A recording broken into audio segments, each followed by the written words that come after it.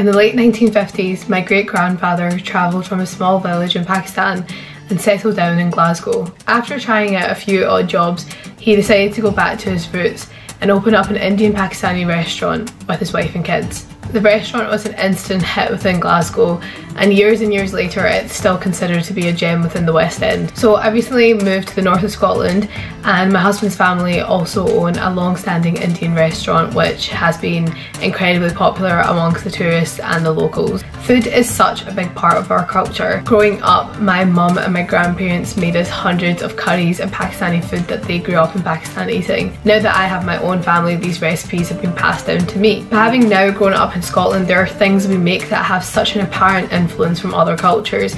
For example, spicy chicken tikka pastas, or Chinese style curries, or even African chicken recipes. Seeing both my families being able to integrate into Scottish community through the food that we make has made me realise how many minorities have found a home here through food being such a staple. Through immigration during the 20th and 21st century from Italy, the Middle East and many regions in Asia, cuisines from all these areas have become such a staple in communities all across Scotland.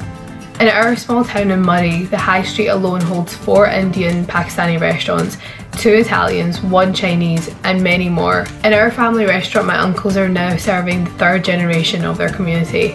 Families that have been regular since the 70s, and now their grandchildren have made the restaurant their Friday night tradition. Food is something that is so close to home. Cooking a certain curry can take my entire family to a time before they even lived here. To be able to be a part of one of the communities in Scotland that are so accepting of different cultures and all the little things that are important to them is definitely a beautiful thing to see.